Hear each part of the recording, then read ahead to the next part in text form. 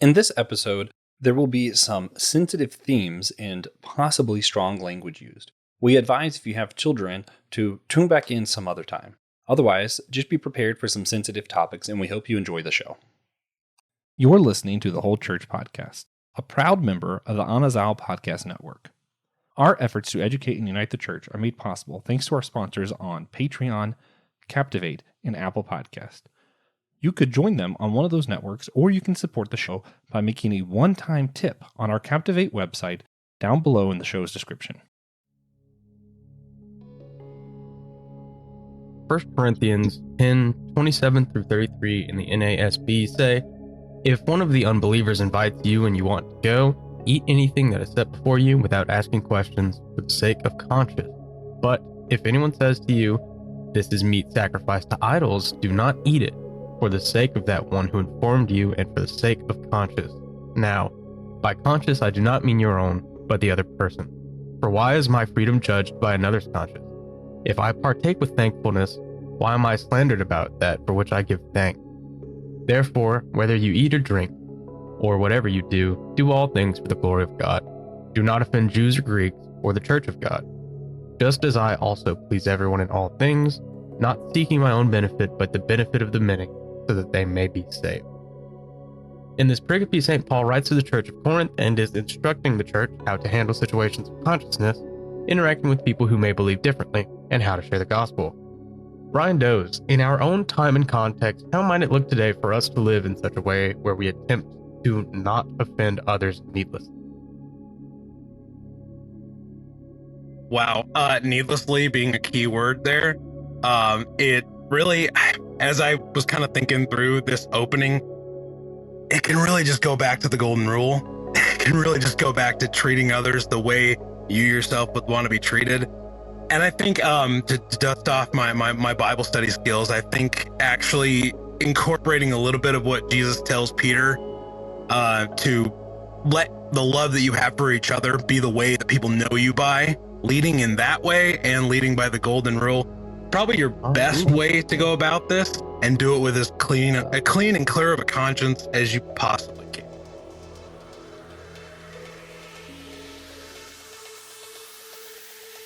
Hey guys, welcome back to the Whole Church Podcast. Possibly your favorite church unity podcast, possibly not. That's fine. We can't be in competition. It's kind of in the name. That would be just weird. I am here, of course, chiefly to announce the one and only TJ Tiberius Juan Blackwell, the one who invented hockey. That's just as cool as anything else I've ever said about him, actually. And we've said some stuff that put him there at the beginning of time. Yeah. Really let that sit in. Yeah. We are also here with three great friends, the best friends I could think of to talk about dirty jokes and cussing with. Ryan Does, host of Across the Bifrost. We have Josh Patterson, host of Rethinking Faith. We have Pastor Will Rose, my pastor, and the pastor of Holy Trinity Lutheran Church in Chapel Hill. I just keep wanting to say America. North Carolina, Charlotte, America. I don't know.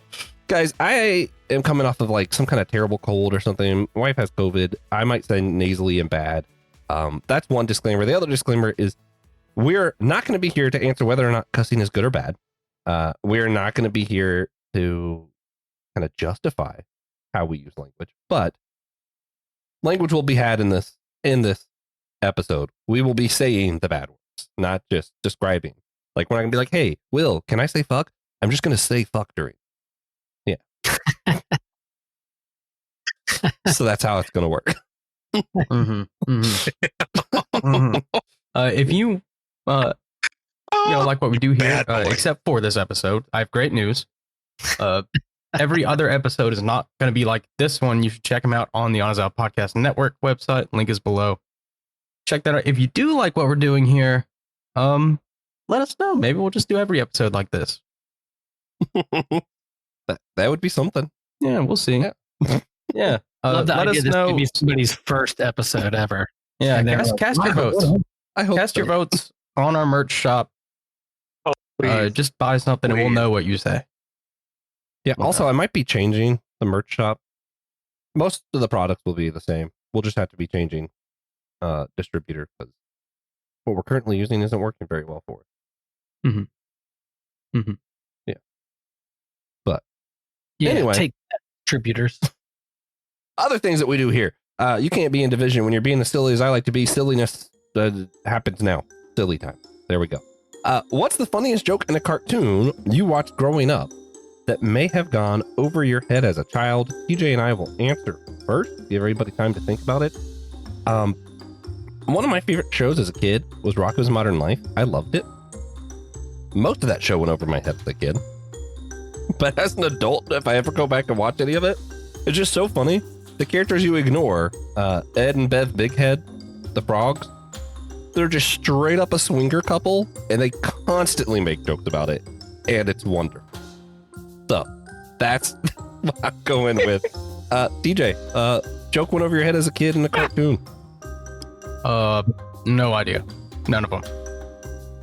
Yeah. He's never been a child. He's always been fully grown and had approximate knowledge of all things. Over TJ. Yeah, nothing comes to mind. I'll try to think. What's something that goes over kids' heads that happens in SpongeBob? A lot. I don't remember. All right. Well, Josh and Ryan sound like they can just give double answers. That's fine. Will. Oh, I was a big Looney Tunes, Bugs Bunny fan as a kid, and so I really think the sexual harassment of Pepe Le Pew is really one. They're like, wait a minute, come on, dude. Oh, no, yeah. no means no. No means no. I don't care. I know you're, insecure because you may smell or you're just not self-aware of what's going on with you, but control your body, and no means He's groping that cat. yes. Come on. All right. The star of Dirty Joke. Right. Yeah. You're the professional. This is your area of expertise. No, I do love that this is what got me in matters of church discipline back when I was on staff places. And now it's like, you're the king of this. And I'm like, you know what? I'll take it. So I thought of one joke and then one reference. So one of my favorite movies of all time, barring kids movie, adult movie, is first Shrek movie, is genius at layering in adult humor amongst children's language. So one of the most iconic parts of that movie is the song that is played when they get to Duloc. And, welcome to Duloc. It's a perfect place. Oh, yeah. All that. Oh yeah. Okay, that's a good one. Please keep off of the grass, shine your shoes, wipe your face. One of my favorite jokes of all time. And one of the games I now play as an adult watching children's movies with my kids, especially old Disney movies, is like, okay, where are they hiding dongs and vaginas in this scene? And Little Mermaid is like freaking softcore in the way that they show off phallic imagery. So Little Mermaid is a real treat as an adult. Now, when you're just like, oh my gosh, there's so many dicks in the background of this image. So yeah, Disney family fun for the whole generation, for every generation. Yeah, For the whole they church. they lean on the hidden dicky thing in Little Mermaid instead of the normal.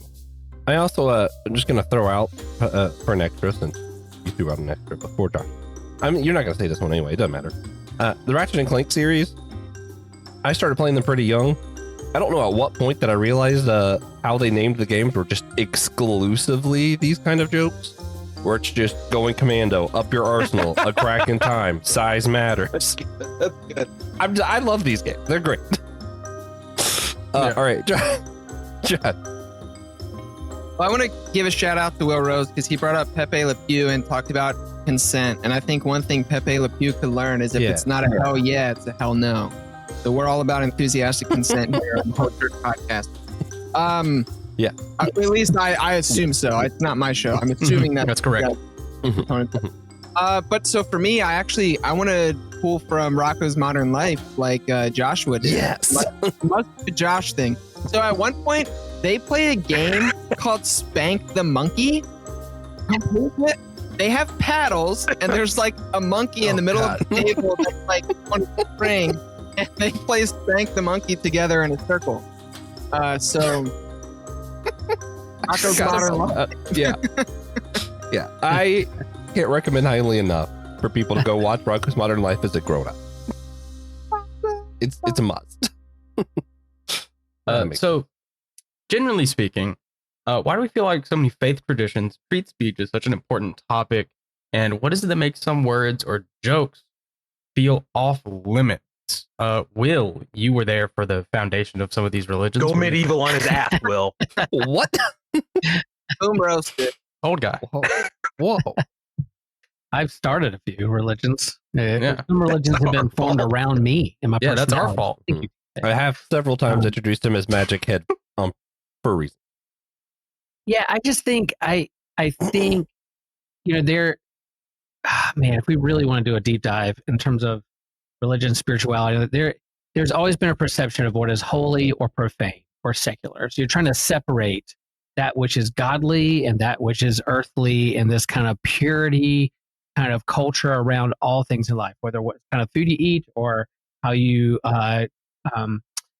reverence the altar or not, or what kind of language you use. The Ten Commandments, are the first three are no other gods, but also not taking the Lord's name in vain. How you treat the Sabbath day, whether it's holy or not. So there's this holy language, and so I think being mindful of what our language that we use or don't use in the presence of the divine or not has always been a part of religion. But I think there's also been a move, I think rightfully so, being authentic and being our true self. Can we be our authentic true selves in front of the divine, being who we are among our friends, about our loved ones. And so God acting differently in church than we are like on the golf course. What does that say about who we are, and code switching, all those things are kind of all wrapped up and entangled with how we use language and jokes and those kinds of things. That's where my mind goes in terms of reflecting on those things. And like I tell my own kids and what I told my youth group and all kinds of things, I don't care if you say a cuss word. I do care how you treat another person. There's one thing to be cuss in traffic or say something, dropping an F-bomb or a damn it when you stub your toe. It's another thing if you're being just a complete jerk or asshole to another person and cussing and swearing and how you treating the other person. So I think that for me, that's more of the authentic way to talk about how we use language and how we treat the other person. And then there's a reason why the second commandment is how we use God's name and the reverence and respect and worship when it comes to what makes it holy or not in the language you use. So those are some of the things that I reflect upon. And now jokes, I think comedy is the whole other thing about dirty jokes or profane jokes or just stand-up comedy, lifting up a mirror to the absurdity of life and what that looks like, and pushing boundaries in terms of shock and awe of people and what we laugh at, what we find funny. That's a whole different thing. But I think, there's something there about being our true selves and how we can feel like we are our true selves around our friends and loved ones that we're close with, even the divine. And then how we use our language, not being mindful or self-aware of the language we use around people we don't know, or kids, or teens, or people of religions and that kind of stuff. So that's where my mind goes when it comes to that question. To me, it feels like one of those things where in the early church, it was really important to distinguish ourselves from, secular people. And one of the ways that you could do that is by refraining from using certain words, which can be misconstrued pretty easily as just a method of control from the church. That's just what I think as how that really picked up and snowballed into, evangelical Puritanism. Well, religion, I like that. Religion is often seen as like a list of don'ts. You can't do this, you don't do this, and rather than what we're called to do or treat other people. So there's that stereotype of like pop culture, religion, pop culture. When people find out I'm a pastor, I'm on the golf course and they're like by the fourth hole and they're like, they find out I'm a pastor. They're like, oh my gosh, what did I say? I can't believe I cussed. I'm like, dude, I don't care if you cuss. I'm really care that you're playing slow. You're not being mindful of like, of walking. Yeah. If I was playing like Dick, I'd be cursing too. Yeah. I like that. Yeah, I think. Go ahead, Josh. Sorry. I was going to say, I think there is something interesting about how the purity metaphor within religious frameworks as a whole, but I'm speaking from my own context growing up Christian, gets kind of dropped into so many different places. And when that metaphor is kind of pushed too far or taken, beyond the limits that it's meant to describe, it can get us into all sorts of issues. And maybe I'm only thinking about that because recently I talked with Billy and Paul Horde about their fantastic book, Ucontamination, discuss theology and the Christian life. And they do a deep dive into how the purity metaphor and language functions within the Christian system and within the Christian tradition. And so I think when it comes to things like swearing or dirty jokes, that purity metaphor is something that kind of comes into play because now there's this bad thing that can contaminate the good thing and make it impure or something like that. Can I add a couple of things real quick, DJ? No? Okay. Please do. No. I mean, CJ show. I just work here. But no, I actually, being the nerd and loser I am, if I'm thinking about this historically, I think a lot of it actually comes down to like some form of social Darwinism. I think that anytime humans exist, there's going to be bad words and there's going to be sacred words. And I think it honestly has a lot to do with comparison. I think of, and this made my brain laugh a little bit earlier, but I think of Marty in Back to the Future getting really pissed off that someone called him a chicken, I'm like, but honestly, like most of the times, if you track like your swear words, like it does just make sense. Like shit. Yeah. At some point you called somebody crap and they got offended by that. And you're like, oh, I can use this word for power and attack people and call them this and compare them to that. Most of your swear words kind of start like that. Sometimes as a culture, we throw a flag and we go, wait, don't do that. I think of, all the asterisks, double bad word warning, I guess. Faggot was used a lot when we were in high school. Actually, me and Josh and Ryan, I assume. I don't know. No, me but too. We were in times before current times. You're my age. Don't let me in with this. I actually remember a time. The age. Okay, I remember a time where like I started hearing like people would use rape, like mind rape or this kind of like, and I feel like I'm really glad we got away from that. Yeah. But I think a lot of these cuss words and even your sacred words comes back to comparison and just how language evolves over time. It started by, I don't like being compared to poop. And then eventually shit's now a bad word, right? Dickhead's a bad word. A lot of it, I think, is comparison. So a lot of your sacred words are going to be something similar. And it does, I think, in general, come to, is our language building someone up or tearing them down, right? And that's where I think the Hebrew religions are really interesting because it does have, Yahweh is an unpronounceable word.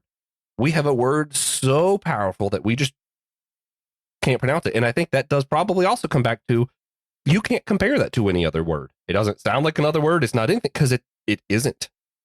Breath is the closest we get. And there's a lot of really cool Jewish theology around that. But yeah, I think most of this is going to come down to comparison and social Darwinism. And I'm a loser for bringing that up, I guess. Mm-hmm. Mm-hmm. What? You knew how to effectively communicate Darwinism, so I don't think that makes you a loser. I don't know. Bringing up Darwinism in a conversation. A nerd, maybe. Okay. Loser, no. Perfect. No, you killed Will. But I do think it's interesting that there are, even in, adult circles who like to say the fun words, there are limits. Like in Australia, everyone says cunt. Everybody. Here, depending on who you say it to, you might just get slapped. I feel really uncomfortable when people use that word. And then like you watch British shows or The Boys and it's just constant. Yeah, that word's the one for me that I'm like, I don't like that word. I was talking to a mutual friend of ours, and they were talking about living with their kid overseas. And they came home from school one day and were using the C word. They were like, we don't say that. It was like, yeah, everybody in school says it, Dad. And they were like 6, 7 years old. So it is interesting how language is kind of subjective in that sense. Mm-hmm. And shifts and changes not just over time, but even in social location, like where you are, what's appropriate, what's good, what's bad. Yeah, that honestly, like in relation to this first question, I think like this whole topic, like this meta topic of use of language, really just comes down to time, place, like all the contextual items that we would associate with what Josh just said. Like and I'm sure we'll get to this, but like in first century when Paul is writing, especially the section of text TJ read at the beginning, he's a first century Greek speaker. So his concept of appropriate language isn't even in the same ballpark of how we interpret the badness of a word or not today. And I think one added thing where the church gets involved here and things get a little murky and muddled is associating the use of specific language with your morality, as opposed to being honest about where that language is best used in context.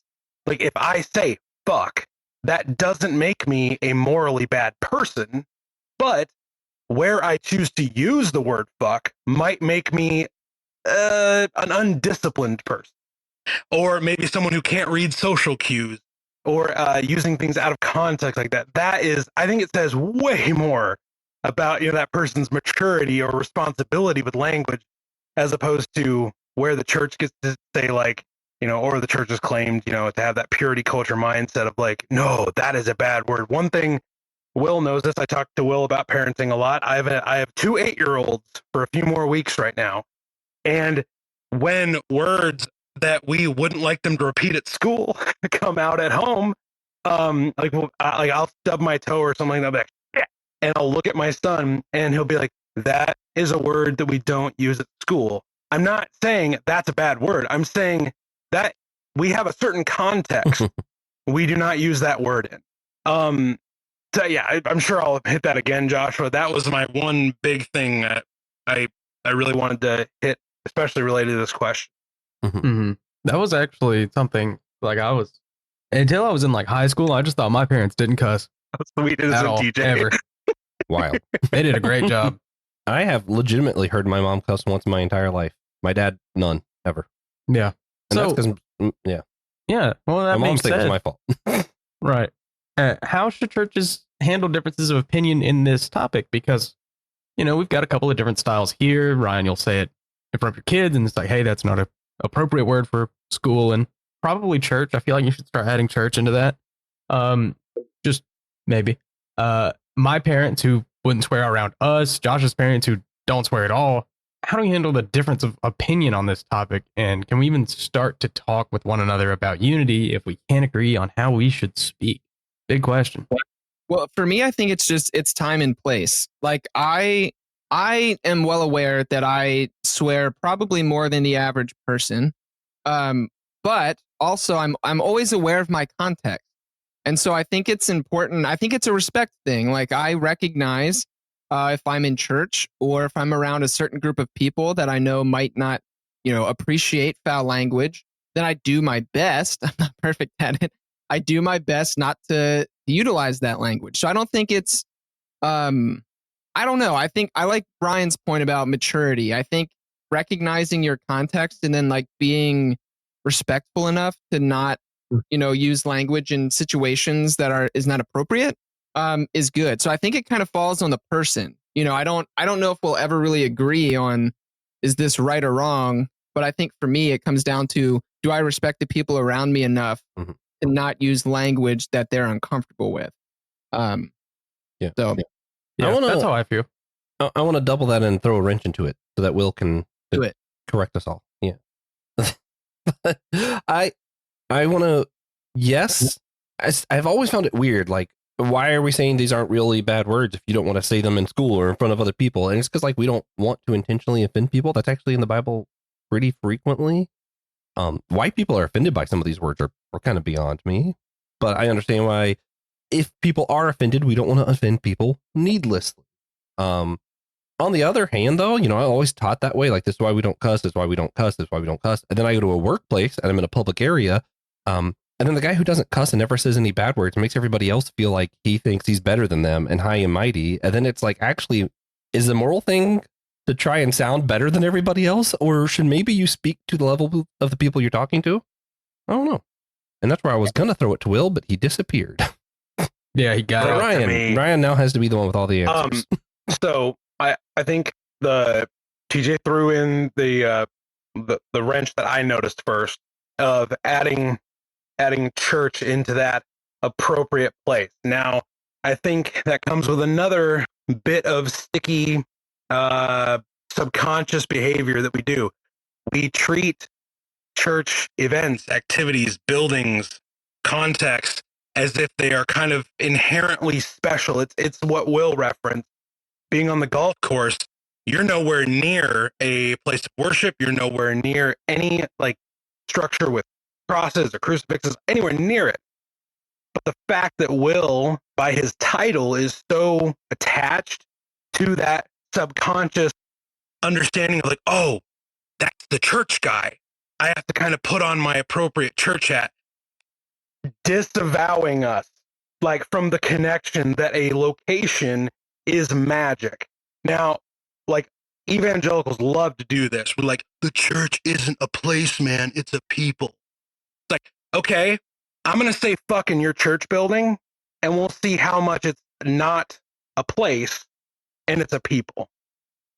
Like we say those things of like, oh, it's not about the four walls, man. Like, I don't know why I'm doing a hippie voice for this.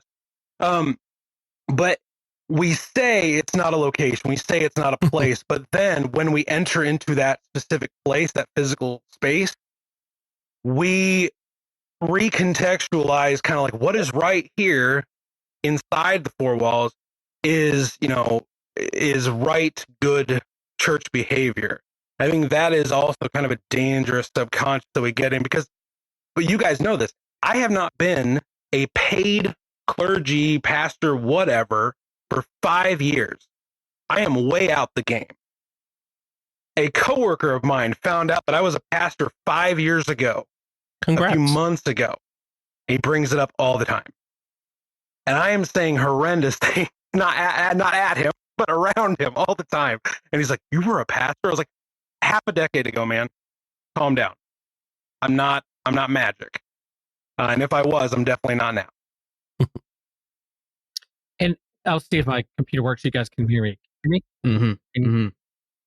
Yeah. Which I am one of the hippies that it's not about the four walls, but I try to stay consistent with it. So like, I think it also boils down to like depth of relationship and maturity when it comes to that. So like, if I learn someone's like a doctor, I'm going to like, I might ask them different kind of questions or act a certain way around, or if they're a police officer, stand up a little straight. Oh no, what's going on? Or a lawyer. And then when they find a pastor, there's these stereotypes and labels attached to people of the cloth, men and women who are pastors, who serve in that role, who are priests or pastors, who are supposed to lift up those things that are holy, and that again, that kind of pop culture notion or stereotypes of what it means to be pastor and holy, and what you can and can't do in a church building, and that kind of stuff. We get some of that from scripture verses taken out of context and that kind of stuff about, you touched the ark wrong, so you're going to be dropped dead, kind of thing. So you say you drop an F-bomb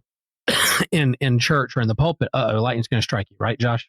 And so I think right, Josh. Some of that is like, but if you get to know somebody, I did do that at my most recent engagement. I dropped an F. Yeah.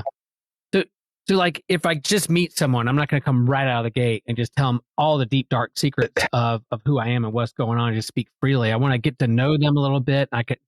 Where does trust land in this, and trusting being who I am around them, and how I use language, and, being vulnerable around them. Once I get to know someone better, and become friends with them, I can be a little bit. Now, again, we'll get later on, maybe perhaps talk about calling people out when they go too far, or they use language that demeans other people, or in a way that breaks a commandment on how I love God and love my neighbor. I think that's what friendship and community does as well. When you take things too far, there's a reason, some comics get canceled. In terms of cancel culture, that's a whole nother conversation. But in terms of what does it mean if you take something too far? But also, where's that level of trust and relationship and maturity when you have with another person, or with your religion, or with the community that nurtures you and guides you and holds you accountable? I think all that comes into play. Yeah. I do think as much as like the four walls and different stuff can be annoying that conversations people have, I do find it slightly, I don't know. I think sacred things can be good. I think it's good for people to have sacred things. It's just how closely do we hold it tight? Like maybe it's healthy to have an area where we're like, hey, we're going to talk differently in this space. We're going to treat it differently because it means something to us. I think it'd be interesting to get like Dan to talk about this, like a psychology of the sacred or something. Be interesting. You know, I mean, I find that if I treat Disney World like it's just any other place, it's not as much fun as if I like hype it up in my brain and I'm like, this is going to be the greatest thing ever. And the same thing's probably true of church and other sacred things, you know? Yeah. Yeah. Mm-hmm. Sorry, Josh. All I could think of was like, you know what? Fuck that mouse. Josh would be like, okay, well, I know where the next schism is going to happen. Right here. Change the name. now. It's now the Divided Church Podcast.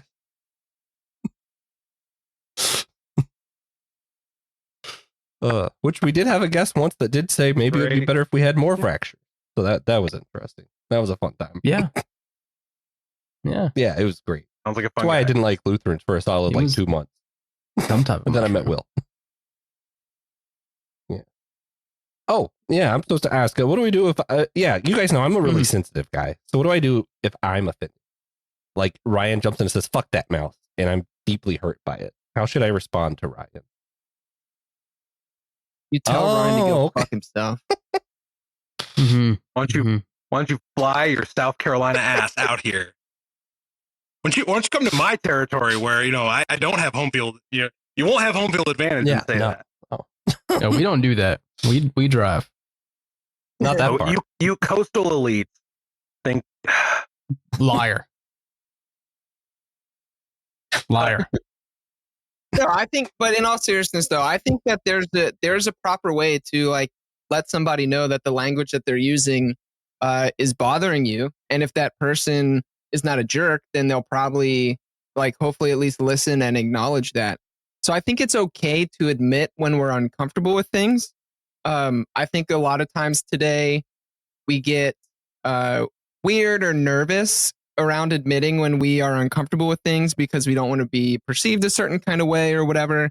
But I don't think there's anything inherently wrong with saying, hey, like, you know, probably you shouldn't talk like that right now. Especially like, I know for me, like one of my flaws is for like out somewhere and like I let something slip by accident, there's like kids around and Noelle will be like, dude, like there's kids. I'm like, oh, right. Sorry. I shouldn't say that. So I don't think there's anything wrong with admitting to somebody when words are harmful, and yeah, just owning that for yourself. I think that's actually a good thing. 2 things. One, really threw me off that he said Noelle will be like, because like I forgot that his wife is named Noelle, and I thought he was just talking about me. Like, you know, people use their last name, like, come on, Noel. oh God. And I'm like, it's Noel. Then I'm like, other thing was like, I actually do sometimes get offended by some jokes. So like a lot of times people make like those trans jokes, and sometimes they really get on my nerves because I have friends and I'm like, I don't like that. Even though South Park's I identify as a dolphin thing was still hilarious. Sometimes, you know, these jokes I'm like, I don't know if I'm comfortable. You know, I don't want to participate in that kind of joking around. Yeah. For me, when it happens, it's always online, and it's just kind of a thing where like, hey man, we don't say that anymore. Yeah. When someone's Can't like say that hurricane anymore. suck, you're like, no, can't joke like that. No, it's been like 10 years, man. Here Let it we go. go. It comes back to It's been like 10 self-awareness. years since the hurricane man. sucked. Come on. I think there's a self-awareness of like, who are you trying to impress? Who are you trying to push down so that you're higher or boost your ego? And I think there's a place where you can call that out to be like, you know, there's been times like, Hannah, when she dropped her books going to kindergarten, she said, damn it. And I was like, where'd she learn that? And then like a day later, I heard Cindy around the girls going, damn it, you know, or something, she dropped something. I was like, that's fine, whatever. But if another thing, if somebody's in front of us at a line or a movie and the dude's cussing like crazy in front of my little kids and he's trying to impress his girlfriend by I'm like, man, can you just like pump the brakes a little bit? Can you like be around you, be self-aware of around you? But then like, again, it comes down to like self-awareness and insecurity and security and trust in our relationships. That I think where we use these words, I think words matter, but also, like, be yourself. I guess there's that balance there of that kind of stuff. And then I think you're allowed to call somebody out when, and I think that's what the commandments are doing.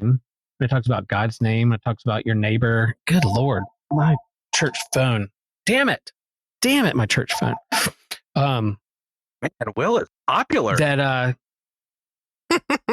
oh, it's what time is it? Goodness. No, so that's where I kind of go back and forth. Is like how we're using language to either boost ourselves up or tear down other people and those kinds of things. So that's where I'm at on this whole conversation.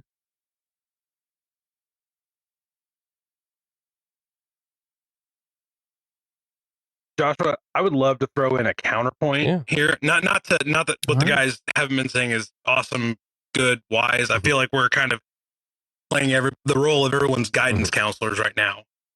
Basically, don't be a stupid person.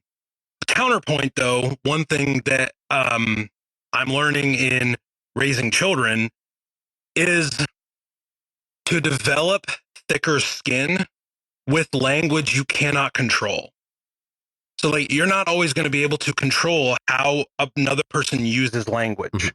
And as I continue this mindset of, like, being an armchair etymologist here, like, you're not going to be able to appropriately respond to language that is offensive all the time.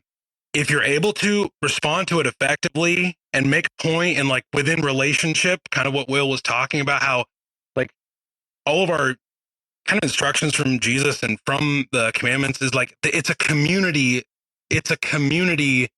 trying to, in a sense, govern itself as terms of how we should treat others. But also sometimes you might have to let it slide. You might have to let it go. That was something I had to learn in, not necessarily in, like, certain bad words, the 5 or 6 that jump to our minds, but, like, not to let language so impact me as to where I am constantly brittle and bruised and broken by every single thing that gets lobbed my way. I think that is maybe, to play devil's advocate, that is another thing to consider when we talk about language. Is yes, to respond when it needs to be responded to, but also to know when to not respond, like to develop the thicker skin. I just think that maybe is someone might need to hear the counterpoint to that, because I know I would have needed to. I love that. No, yeah, I think that, no, I think that's really good. I appreciate that. Good words, but also for our listeners, I have to translate. I asked everybody what happens when I got really offended and hurt when Ryan said "fuck that mouse," and Ryan's advice was to suck it up. Just so everyone's aware. If you're following the story. I look forward to not being invited on again. All right, sorry, Will.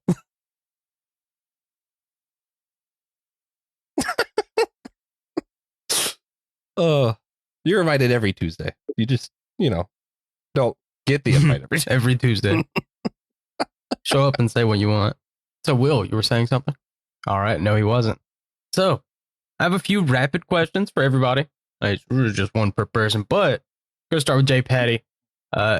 There's a conversation that happens way more than it should on Christian college campuses about the difference between cursing and cussing. So, could you help illuminate our audience on how this conversation usually goes? I'm going to do my best because I never personally participated in said conversation on college campus. But what I think it's getting at is the difference would be, like, I think intent probably is where it's coming from. So cussing is more so about, like, if I'm goofing off with a friend and I, say shit or call them a dick or whatever, the intent is not mean. I'm not trying to tear down or harm or anything like that. It's just, it's an exclamation or whatever. Whereas cursing somebody, I think, is intentionally trying to tear them down with your language. You're trying to cause harm, whether, we believe in the idea of, like, cursing somebody like a witch might curse somebody or whatever, or not. I think that's kind of where it's coming from. Like, are we using our language to cause harm? Are we trying to tear people down? And I think this is a really important distinction, because I think again, intent really matters. I'm going to like harp on this always. You can use clean language without ever swearing and destroy somebody and tear somebody down. This happens all the time to LGBTQ folks. The church loves to use non-curse words that make queer folks want to kill themselves. That is cursing somebody. That is wrong. And I don't see how, when, people get upset about someone said like, oh, fuck or shit, because, whatever in the pulpit, or they make a silly joke, the impact of that is not as great, even though you use like harsher language. So I think the intent really matters. Cussing would be kind of like goofing off with friends, not trying to harm anybody, using sentence enhancers, as they call them in SpongeBob. And cursing would be, again, to cause harm, tear people down, or to, wish ill will to everybody. Yeah, I'm glad you mentioned intent, actually, because people might be listening and thinking, what about slurs? Slurs are bad because they intentionally are created to deride people groups. Those aren't included in this. Don't say those. So, does anyone disagree before we move on? All right. So, I was trying to think of a creative way to disagree, but all I could think of was, "Hey, Josh, the caps are ass." Like I've been cursed once. That's the so. I figured I'd get an enthusiasm from TJ on that one. Joshua, C.S. Lewis talks about sexual jokes in the Four Loves. Could you catch us up on his part of this conversation? Yeah, it's actually one of the things that there's a lot of things I love about C.S. Lewis. I actually thought this part really threw me when I first read it, because I was like a young little evangelical, gonna be a pastor one day kid, And I remember like first reading this book, and C.S. Lewis is talking about all the different loves and how they all fail compared to God's love, kind of deal. And a lot of that stuff still, I'm like, that's just not how I would have ever thought of it. C.S. Lewis is a really interesting brain. He gets to this like sex stuff, and he's like, he has this line where he's like, we treat it way more seriously than we should. And then he's like, asterisk, or with the wrong kind of seriousness anyway. And he like goes on and he's like, think about it, like every time like you have sex, sometimes your body just doesn't work, or it's like, oh, sorry, wrong time of month, or like you try to do something and it's like, oh, erectile dysfunction. Like the way C.S. Lewis is talking about this stuff in the book, I'm like, what? And then he's like, yeah, if you don't make fun of it, if you don't laugh at it, it's just wrong. Like it is the funniest joke played on mankind, is what like C.S. Lewis describes it as. Like it is hilarious that we're like this. Like sometimes parts of your body want something you can't have, and you're in public, and that's awkward. Like he talks about it, and I'm like, wow, C.S. Lewis had a sense of humor, but he's like saying it like a Brit would, so it's like all dry. So writing all this out, and he's like, here's the deal. He says verbatim, there's a reason there's been sex jokes in every culture ever for all of history, because it's funny. So yeah. I love the idea for the record of posh C.S. Lewis being like, hey guys, you ever all hot and horny and then you're downstairs is just mush? Yeah, we like that's straight up like how that read. I'm like, what? But like, but in a fancy British accent. The important thing that he does talk about, though, that I think is still like maybe part of my like conservative side of me showing. Josh, your conservative is showing. He talks about it though, like where he's like, we treat it so serious, like, hey, we act like jokes aren't okay when like really it's the funniest thing that happened to humans. And then he's like, and then we treat it with this kind of seriousness where like we basically worship it. Like, oh, this is the epitome of life, is to get married and one day do it, And I'm like, that's just the church today. And like he goes on and he's just describing like, when we treat it this serious, we act as if this is the most important thing, and it's just not. And that's what ruins not just sex, but your entire romance life. And like he talks about it, and I think he's just right. And I think it's like not just the American church, but the American culture. I feel like the church treats it like your goal in life is to get married and do it with your wife. And it's like, that's unhealthy. And then our American culture is just like, oh man, hey, what's your body count? And I'm like, that's not really great either, actually. And they both just treating it with the wrong kind of seriousness. I really like that terminology. Yeah, I think to be fair and to give I wish credit that people could read our chat. I'm sorry. Oops. That's all. Saying, oops, erectile dysfunction. That's hilarious to this day. Still works 100% of the time. That's never not funny. So, Ryan, how much should we really care about offending others with how we speak? So I I think there's like, I think you can interact with this question in two ways. The good faith way of interacting with it would be to honestly be a good neighbor, to love others the way you would want to be loved, to treat them the way you would want to treat them. Going back to that golden rule I referenced at the beginning, I would like to think that most people want to interact with fellow human beings, whether they be the same ethnicity, whether they be the same orientation, whether they be the same sex, gender, same nationality, economic status, all those things. But I've met enough people to know that many interact with this question in a bad faith way. So I think there is a paralyzing effect of like, I don't want to offend anybody, and I actually care. And then newsflash, like, humanity is messy. You're going to offend someone. I do think, like Josh has been saying many times, like, intent matters. The intent to do harm, you're a piece of shit. The intent to use language in a camaraderie kind of way, a friendship kind of way. Hey, I'm with you on that.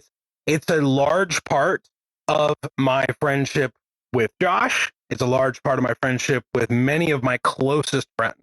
The bad faith way to look at this question would be, I'm going to say whatever I want, and I don't give a fuck if I offend people. That is a bad faith way of interacting with language, and it's a gross depiction of your immaturity. Mm-hmm. We have, and Josh, I'm not going to go too far down this road, but we have several people in our public lives that talk a lot about others intending to do harm, and they use whatever language they see fit for the moment, and they're couching it under this like First Amendment right.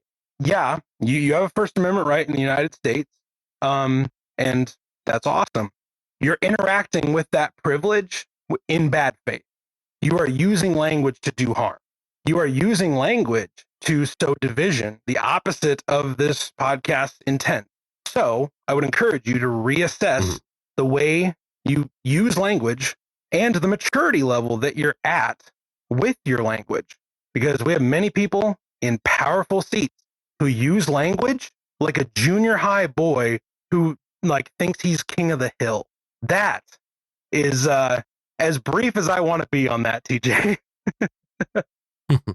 King of the Hill's new season is great, by Shouldn't the have way. said King of the Hill. The Throw that out concept of there. King of the Hill. Yeah. But I would go so far as to say it's not just in the face of this podcast, in the face of language as a whole. The point of language is, in a way, to unify, to build a community. Yeah. That's why different communities speak different languages. So yeah, that sucks. But Will tragically has left us. He's not dead. His internet broke. His computer was offended by our language and just shut down. Yeah, because it's in a church. Probably why. Yeah. Got He got lightning nerfed struck by his God. computer. Yeah. Yeah. So, Josh, the Bible talks a lot about avoiding perverse language. What is the Bible talking about, and what does the Bible actually say about So it? first, back to what you just said, because you're talking about like the point of language being unifying and all that. For those who don't know, those of us here are part of what's known as the world's worst youth group, and Will is our past youth pastor. One of the members who is missing from the world's worst youth group on this episode, I don't remember why he's missing from this episode, but yeah, he would want to point out that that is exactly why Tolkien was an etymologist and why he developed the language before he developed some of the books. Anyway, and we won't tell any of his dirty stories on air until he joins us. But the Bible question, though, it's interesting.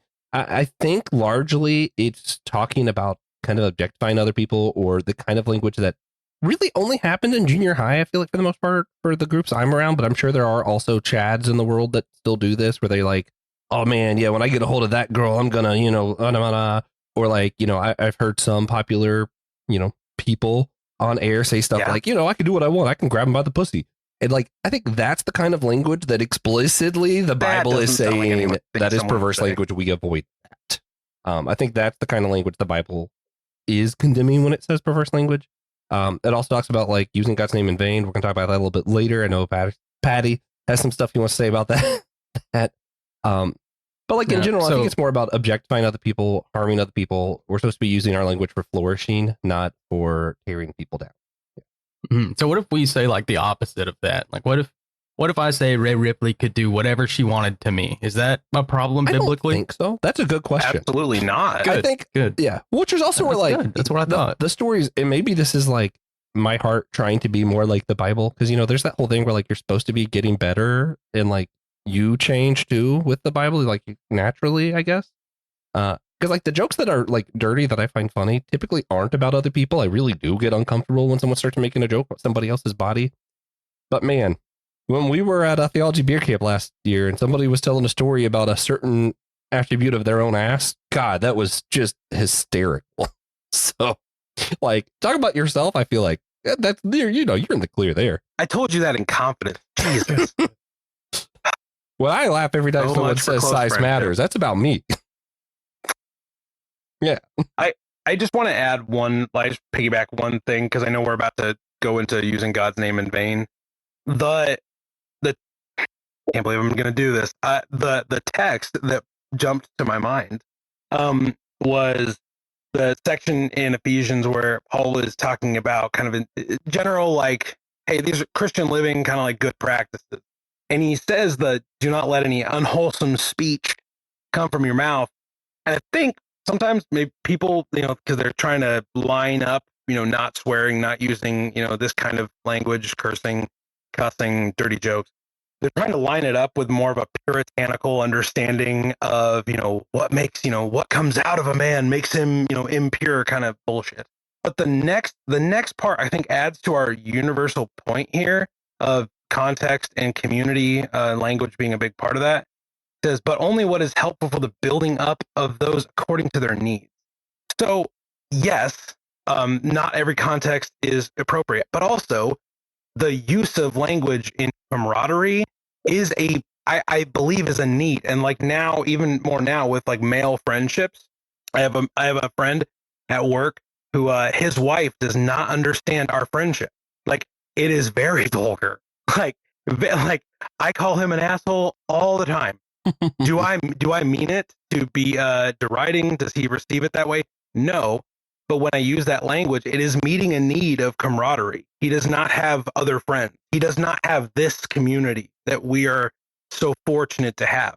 So in a very reductionistic way, that is meeting a need, and it is, in my opinion, wholesome talk. Now, you may be a listener out there like, you just want to swear, don't you? I'm like, you're right, I do, and you can't tell me any different. But I truly do believe that kind of language can be wholesome if we're not just so dead set on attaching a puritanical morality to it. I just wanted to add in that one verse because it was the one that jumped to my mind when Joshua brought up this topic months ago. Yeah. Well, it's going to lead really well into the next question. And I'm going to string together Supernatural and C.S. Lewis into my reaction to what Ryan just said. I dare you. Perfect. No, one of the other things Lewis talks about, though, when it talks about like family and friendship and the four loves, is like real love doesn't necessarily always need a I'm sorry I messed up. And sometimes it's just the simple act of like a high five or like just doing what you normally would do together is sometimes more meaningful than stopping and saying I'm sorry or stopping to say I love you. Sometimes the love is better shown than said. And it specifically the way he talks about it makes me think of in Supernatural, one of the ongoing bits, Sam and Dean. It would not be natural for those characters to be like, oh, I love you, man. But you can feel the love when at their, have to say goodbye. Their thing is always like, jerk, bitch. And it's just like, yeah, that is them saying, love you too, dude. That's not how me and Josh Patterson would. Like, if for some reason we were leaving and Josh was like, bitch, I would think I upset him. Usually I think I actually am like, Josh, I love you, and pretend to cry a little bit, and then actually cry when he's not looking. But just, differences. But sometimes it's better shown than said. And that's, yeah, what you said made me think of that. But we haven't talked a lot about like flourishing, using language to build up, not tear one another down. This is the Church Unity podcast. So we do want to get to like, how can we best use our language to bring the church together, add flourishing to the world rather than tearing people down, all that kind of stuff. Like, what is the best way to use our words. I feel like I just did my monologue. See, if Will was here, he always goes first. We don't have to like pick a victim. Don't. Yeah. So Josh is stuck now. Well, that's fine. All right. I think so. As far as when it comes to promoting flourishing, I think again it comes down to recognizing your audience, but then also one thing that I always continuously come back to, and I think I talked about this on Whole Church before, but is that of like finding shared values and promoting those things, even with people who differ from us. And so I always think that's helpful. So how can we discover our shared values and promote those? But I don't know. I do think it's important, like, to use our language to remind our friends and the people that we care about, that like they matter to us, or that they're doing well in life, or things like that. Like, so for me, as somebody with low self-esteem, it's helpful if a friend is like, "Hey, you did good on this," or like, whatever.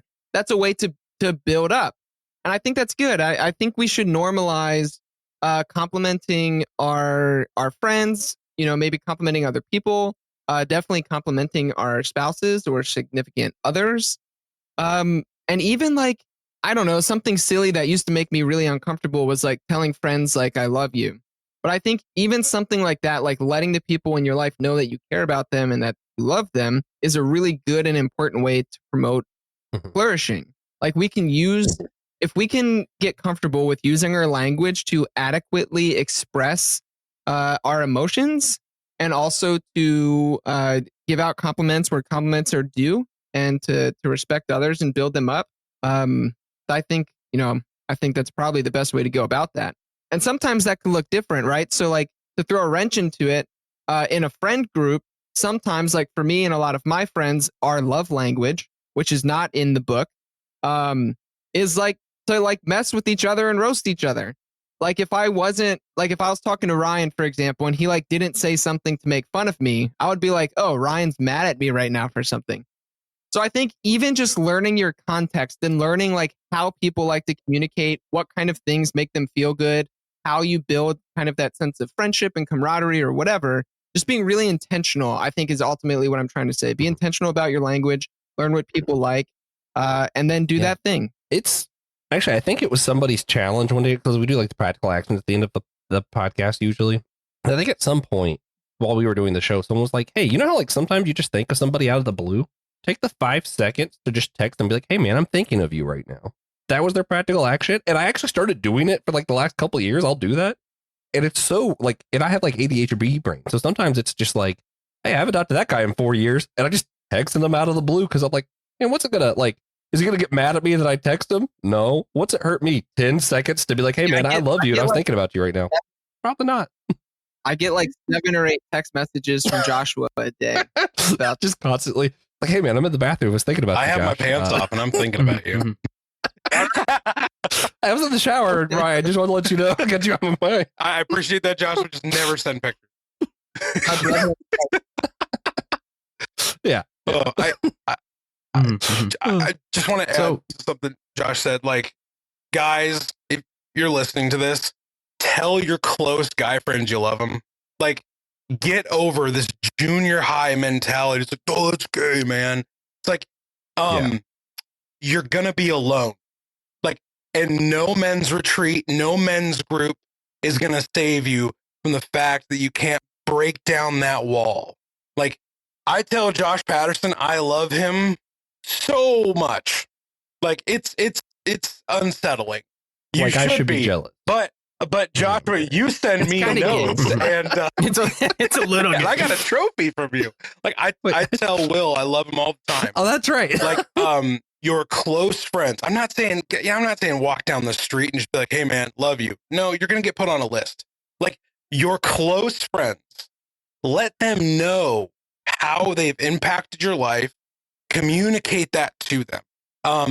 That it is invaluable. Like, I can't tell you how impactful several of my male friends at this stage of life have been in the last 5 years. I have stronger friendships with men now than I ever did in church, ever, because that wall was broken down. Do it now, and it'll be good for you. Yeah. This is the most meta way I anyone's know- ever told me they love me, by the way. Thank you, guys. Yeah, I actually have good news on the front Love? of Oh. male love. A lot of my friends, I mean, we're all younger than you guys, dinosaurs, but a lot of my friends are even younger than me. What? Whoa. Are you hanging out in high school parking lots, Crazy. DJ? Pisses me off a little bit. 'Cause what do you mean you were born in No. 2005? That's the correct answer. No, I'm not. Just online, it just kind of happens. I was just like, oh, how was this kid? He's like, oh, 18. Like, why is he here? But they're all super comfortable with just being like, yeah, I love you, dude. See ya. Yeah. Yeah. It's great. I hope that's Yeah, a trend. It's great. It's awesome. Yeah, Hope I so, think too. it's actually, I want to throw something in here. I'm going to get dark for a second, so forgive me. But I think, like, I just want to emphasize the point because I do genuinely think it's really important. There is, a loneliness epidemic that's kind of, been well documented, kind of sweeping across at least our context here in the US, but I think other places as well. And you never really know or understand what different people are going through. And so I think using our language to build people up is really powerful because, I mean, even amongst men, and this is the dark part, so forgive me, trigger warning, but like suicide rates are high and growing. And so I think it's important to use our language to build others up and let them know that you love them and that they matter and that they care. And like this, I mean, this particular issue is like super important to me for a variety of reasons, but I read a book one time because I'm a nerd and this is what I Wait, do. you know how to called read? On Suicide by a philosopher named Simon Critchley. And it's like a philosophical essay writing about suicide. And he ultimately argues that suicide, like if you're a true pessimist, you wouldn't kill yourself because like you think too highly of the outcome of that. So you're not actually being pessimistic, you're being optimistic. But also his definition of suicide like absolutely broke me. When I read it, I had to like put the book down and cry for 45 minutes and walk away because what he did was he said suicide is actually impossible because suicide is murder and it's murdering the hated other. Except what happens is the subject has reduced themselves to an object and named them the hated other and then seeks to dispel that hated other. And so it's a murder of the hated other, which just happens to be yourself. And that's just so dark and scary and sad. And I hope we can continue to use language to create a world where those kind of things are not viable options for people. So sorry to kind of bring the mood down a bit, but I just want to bring that home. I think it's so important to use our language to build up because you never know what somebody's going through. I 2 weeks before recording this, I recorded an episode with one of my old professors from Charleston Southern University, Dr. Peter Beck, and he's writing a book called like the Dark Night of the Soul, and it's like for other veterans, and just learning how high the suicide rate is, not just for veterans but also for pastors. Those are like two of the highest things, and he fits both of those categories. And just hearing his story, being someone that he's Southern Baptist, I still look up to him. I love that guy. I'm like, man, if I end up like him, cool, that'd be great. And man, hearing how far some of the stuff brings him down. I think for me, when people do jokes like, they joke around and like, oh, kill yourself. That upsets me more than That when is you're a like, bad oh, go use fuck of off. language. Like you didn't swear, but come on, man. That's not cool. Yeah. Yes. All right. So, is there anything else that y'all think we should discuss concerning how we use language, when a joke is inappropriate, what it really means to use God's name in vain, or how to use our language in a way that best promotes flourishing, or just whatever, really? That's in God's name. Yes, I said that, yes. Would you like to say something about using God's name in vain, Josh Patterson? I would, but also Wonderful. I said like a whole thing. So if someone wants to go first, they can go. Will's gone, Josh. I personally feel like making jokes that make fun of Josh Patterson are bad. There. That's my bit. I've said my bit. That's all. I disagree. That's exclusively what I care about. Am I the tiebreaker here? I love it. I'll just add one thing because I actually like Joshua knows I'm technically supposed to peace out here in a minute, but I want to stick around for Josh's part on using God's name in vain. I just a little preamble here. Our modern concept of swearing is not a biblical concept of swearing. Like when we say ass, shit, bitch, fuck, bastard. I'm getting them all in here at the end here. That is not the thing that the biblical authors are talking about. So get it out of your head. Find a better definition of the words you use to swear by something. I'm sure Josh is going to hit on this much more eloquently and much better. But they're not the same. Quit treating them the same, because it's a bad use of language. It's an even worse use of so-called biblical thinking. And while you're at it, get your head out of your own ass. Josh? Yeah. All right. So the God's name in vain thing is an important, I think, all right. So here, I'll say it this way. I think taking God's name in vain is a bigger deal than most people make it. And here's why. A lot of the times, like especially growing up, when I heard don't take the Lord's name in vain, what they were saying is don't say God damn it. Jesus Christ is like an explicit term, or don't say God damn it. Right, exactly. Where, like, honestly, I guess I should explain myself first before I say this, but I'm going to go backwards. Honestly, sometimes in life, I think God damn it is one of the strongest prayers that I can offer, because life sucks sometimes. And like, that's a way that I feel that I can cry out to God, and I think God is big enough to handle it. But I think using the Lord's name in vain is actually a more difficult command than not saying a few choice words together. Because see, if we want to be biblical, and here I'm going to talk about the Bible for all the haters on the internet that tell me I've never read the Bible before. I don't even know if he's looked at one. The way the Genesis narrative is set up is very similar to how you would build a temple. And so at the end of the narrative, when God brings humans into the story, it's similar to that of when people would place idols into the temple, symbolize and represent the God that temple was for.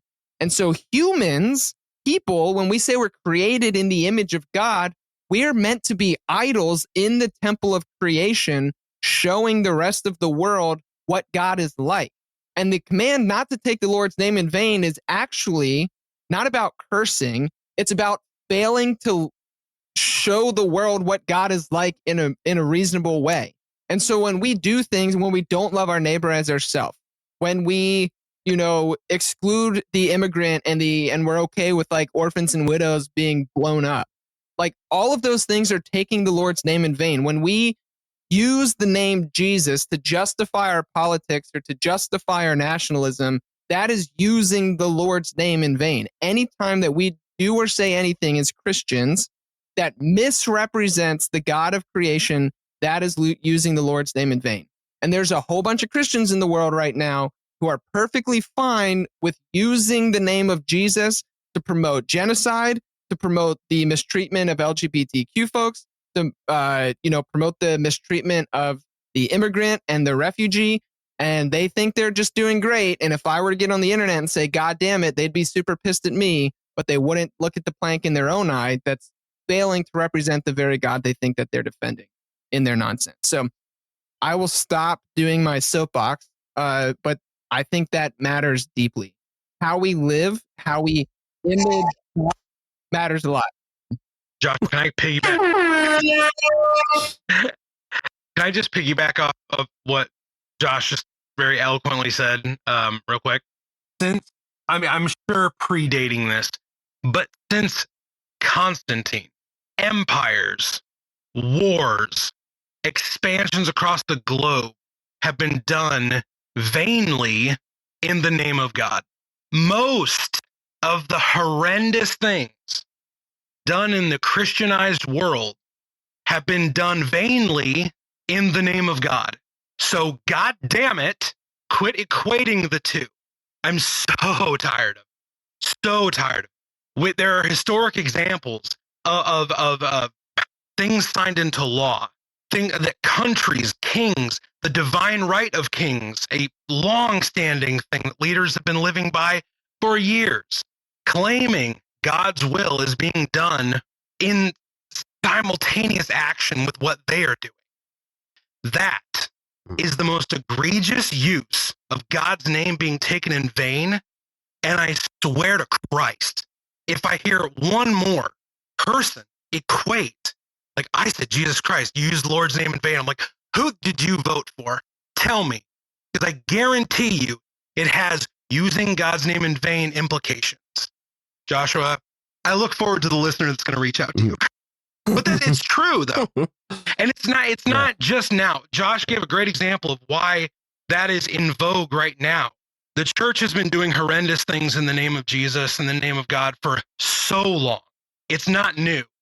It's recycled. Yeah. I want to clarify a little bit. I don't think simply voting for even Donald Trump, as terrible as he is necessarily taking God's name in vain. I think if you're wearing your Jesus shirt and saying God told me That's to what do I'm this, referring it's taking God's name in vain. Yeah. And I think that, I assume that's what you meant. I just want to clarify. Because for me, I would equally say if someone said, God told me to go attack this Donald Trump supporter, you are also taking the Lord's name in vain. Yeah, that's a terrible use of God's name. Yeah. And I also feel like a lot of times we do this big picture, but even small picture, myself has taken God's name in vain quite a few times when I told girls that God told me they wanted me to date them. Like, that is taking God's name in vain. And I Josh, definitely did that as a middle schooler. Yeah. We won't go past that. We used to get those emails. We used to get those emails in the Christian college that I went to, where you would get emails from these girls, and they'd be like, "Hey, the Lord told that you and I are going to get married." Like, well, Lord is the Lord also shit. a thirsty bitch? You would think he was in on this. Yeah, I've only ever done it.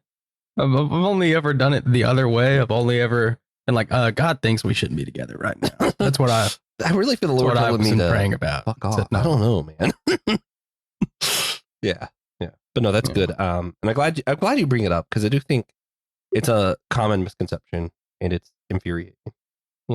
Yeah. Thanks. Also, I'll throw in there for our podcast sake, if you're using the Lord's name and saying that that's the reason why you can't commune with Baptists or Catholics, that's taking the Lord's name in vain because Lord's pretty clear that he wants Christians to be one. There we go. That's our unity bit.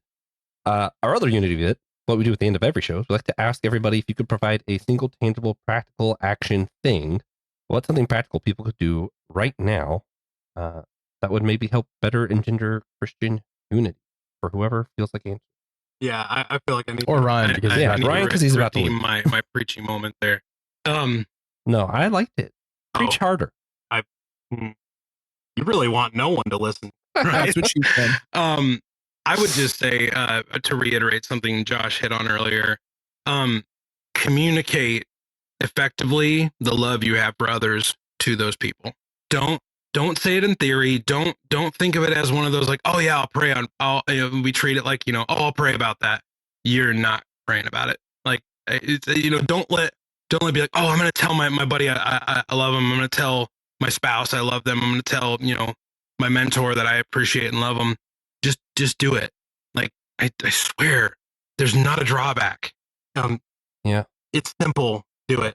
I'm I'm gonna make that weighty because that's something that's really important to me. I remember a time right before my last brain surgery when I really thought I was just gonna die because the doctor already said you have so much pressure on your spine it should have already snapped.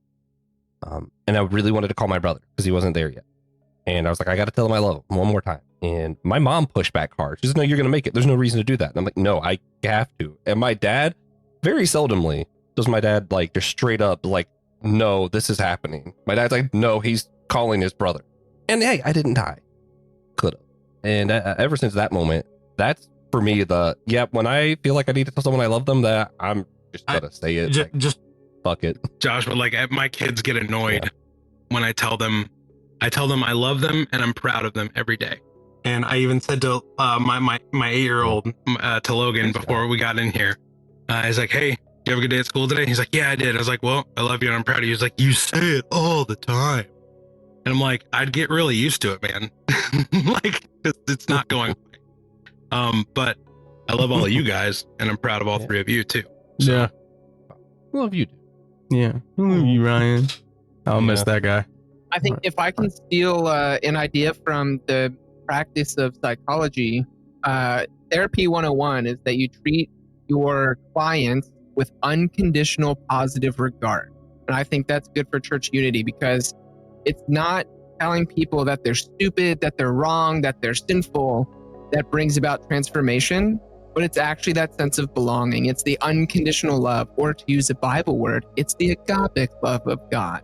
So unconditional positive regard is my church unity term for the day. Speaking of agape, have I mentioned C.S. Lewis's 4 Loves yet today? Sorry. Yes. So, gosh, Yeah, since this is so this has now become just a regular episode. So, the onus is on you. What happens if we just approach everything with that unconditional positive regard? What changes in the world? I don't know. I think a lot changes when people, belonging is very important to me. I can't tell. I think a lot changes when people know that they belong and that they're loved and that they're cared for. And so I think if we could get out of our if we could get out of the kind of like weighty theological debates that we like to have or like argue over what words in the Bible means, and we could actually learn to recognize Christ in the face of the other in every individual that we meet and practice that unconditional positive regard, I think a whole lot would change the world. We'd probably stop killing each other, for one thing. We'd probably stop taking advantage of each other, stealing from each other, stepping on one another, but instead seek out mutual flourishing. So I think it would change a lot. Mm-hmm. I agree. So before we wrap up, we like to ask everyone to share a moment that they saw God in recently, whether it's a blessing, challenge, moment of worship, whatever it may be. Josh, always make Josh go first. You know that probably. Just give the rest of us time to think, and just 3 of us now. How the mighty fall. Josh, do you have a God moment for us this week? Yeah. I got to go to Disney last week and then got really, really sick. Yeah. And I don't know, man. Something about being there, and also I'm trying not to like sound like the amount of text that I got. No self-deprecation. Compared to the last trip I took, the amount of text that I got that I had to not respond to was really irritating. And I realized that my life is just very different from the last time I took a real vacation. Because like I do that thing where I'm like, I'm not going to respond to work text. I'm not going to respond to podcast text. I'm just going to, personal life. And that it was like, man, every 5 minutes, my phone goes off. I'm like, is this actually just like my regular life? Is this how I live now? And I just didn't recognize it. So it's a challenge to determine whether or not I want that to be my regular life, because it appears that it is. Yeah. For me, my God moment, I actually today, I'll go with today. I got the opportunity, which is pretty infrequent, but I've always thought a lot about like, working the 9 to 5, whatever, you get like an hour lunch break. Unbelievable to me. Don't understand how that happens. That's not 8 hours. On the flip side, you and I, Josh, we can just be off on a weekday. And that allows us, which I just really never considered, to go spend time with those people who have the 9 to 5 and get an hour for lunch and go eat lunch with them. And I took advantage of that today, and it was great. It was nice to just slow things down, be a part of someone else's work day, and just be in the moment and live in their moment. It was great. It was great. An hour for lunch would be awesome, though. I think I might actually hate it. I got to be honest. Yeah, I would. I for sure would. Every time I've ever actually taken a break at work, by the end of the first 10 minutes, I'm like, when I was at Shutterfly, when we had to take 30-minute breaks, I just edited podcasts. So I'm like, I feel like I don't do well with break as a concept. Yeah, me neither. Me neither. But it's cool, theoretically. J. Patty, you have a God moment for us?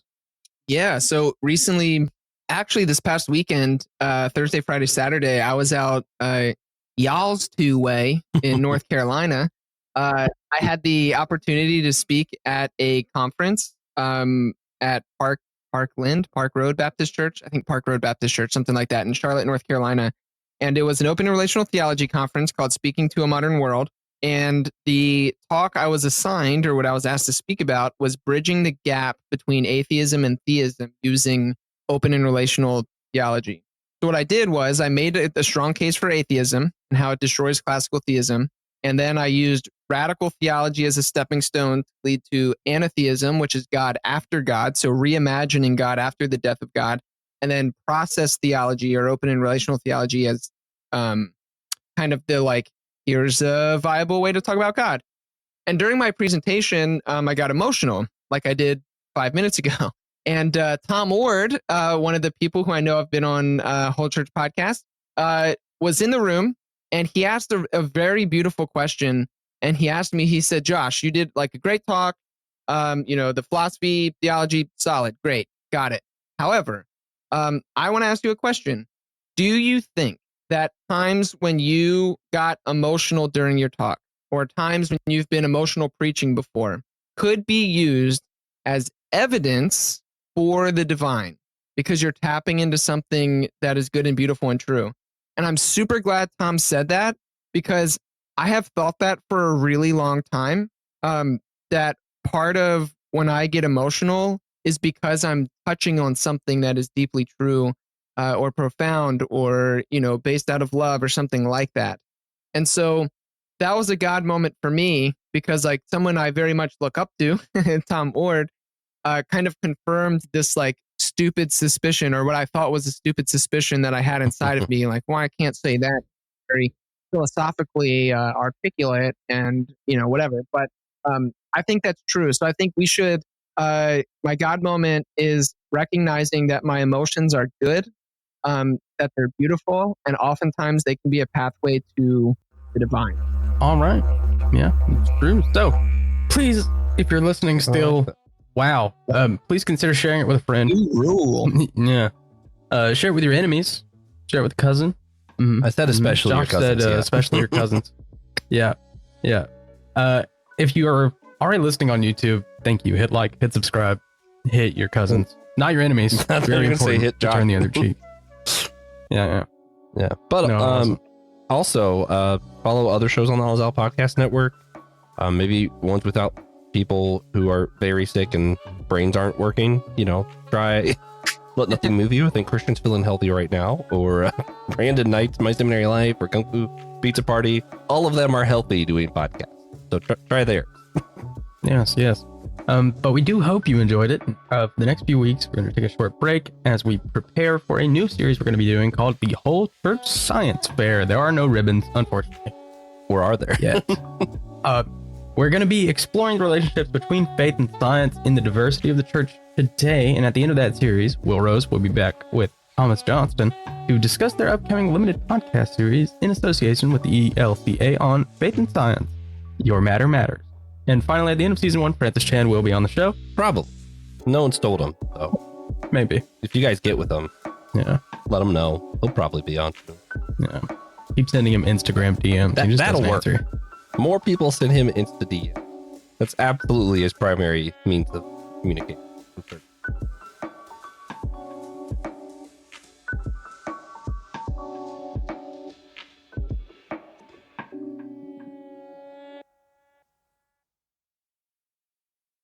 Thank you for listening to the Whole Church Podcast.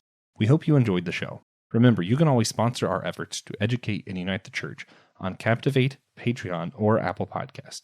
If you're not into the subscription thing, again, you can leave a one-time tip on our Captivate website down below in the description notes.